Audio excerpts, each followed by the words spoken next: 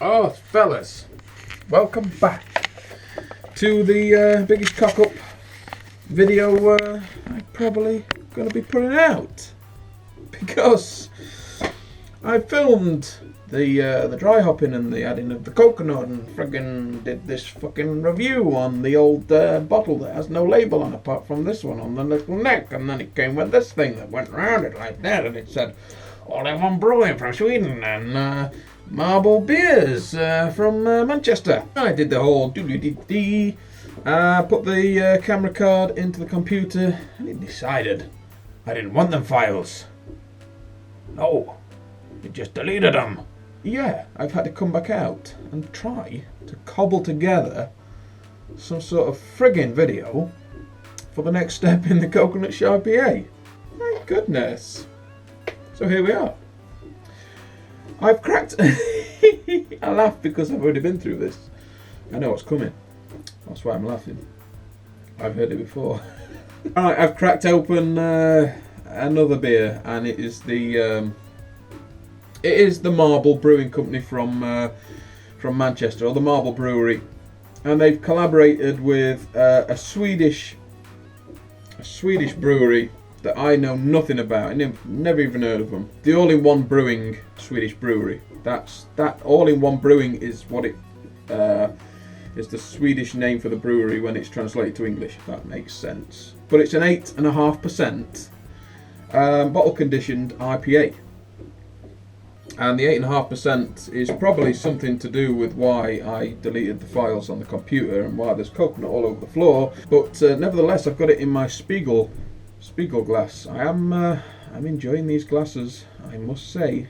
I think it's something to do with the thinness of the glass. These are paper thin. These are really thin glasses. But it's the first time using the IPA glass, so it's meant to be throwing up the aromas up the glass. And I must say, I like the glass. I like that you can just hold it just like that. It fits nicely in your hand. Nevertheless, I'm going to probably break all these glasses before the summer comes in.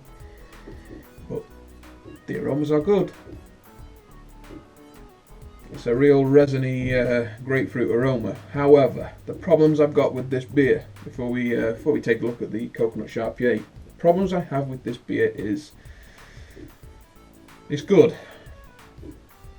but it's nothing too special. It's just like a run-of-the-day Imperial IPA.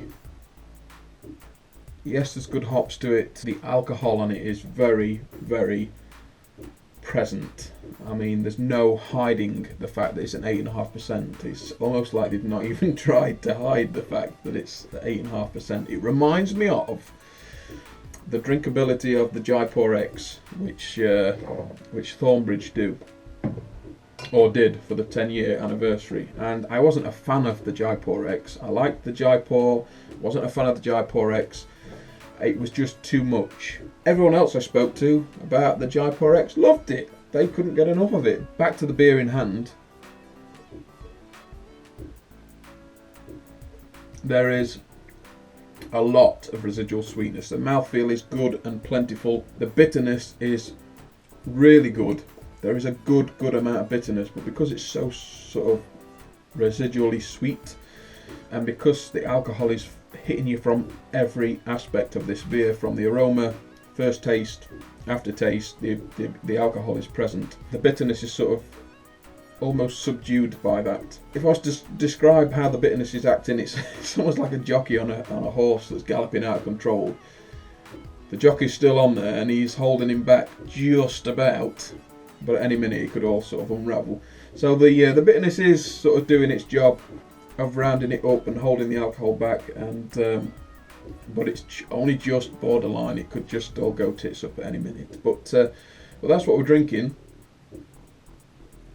I wouldn't buy it again. £4.50 for the pint. So it's not a million miles away. It's only £1 more than the Thornbridge beer.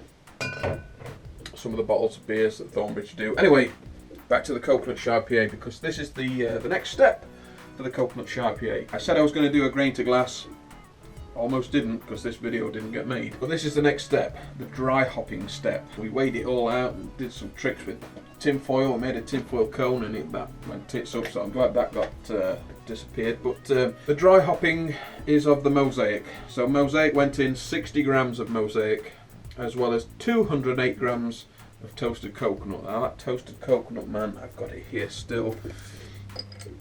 I've got the pot here still.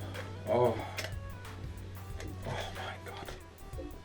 Like sweet macaroons. So the disadvantage that I'm finding really annoying, and this is why I'm trying to source a new fridge, is that I can only get my carboys in this fridge, and the narrow neck really sort of prolongs the dry hopping steps and secondary steps, and I don't want it to. I just want to be able to crack a lid, dump it in, shut the lid.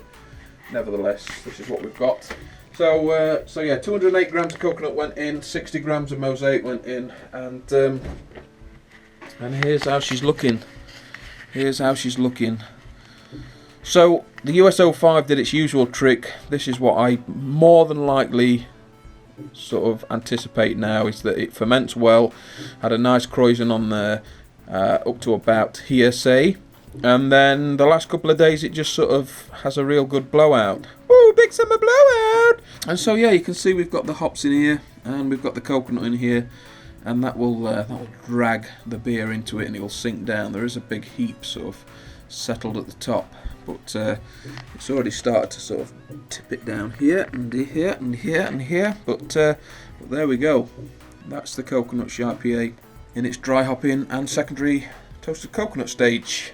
So what we're going to do is we're going to leave that for 3 or 4 days. It's got to have 5 days with the coconut and the dry hopping, but I want to crash chill it. So if I give it a day of crash chilling, that's going to be 4 days from now, and then the last days of the dry hopping and coconut is when it's also going to have its crash chilling, and then we can get it in the keg. So that's all I've got, fellas, for this video. I do apologise, but you know, that's what happens sometimes. Technology just decides to give you the old to your plans. So that's it. So I'm going to go in now, edit this up, drink the rest of this 8.5%, and friggin' have a nice time chatting with the guys. That's all I've got, fellas. So don't forget to thumb this video, kids, you're doing what I do. Don't forget to share this video, get it out there for all to see. I mean, like, follow me on Twitter, and you know, retweet the video if you want. Don't forget to subscribe. There's a little red button down here that says subscribe. Click it, you won't miss out what's coming next. Until next time, fellas, I'm out of here.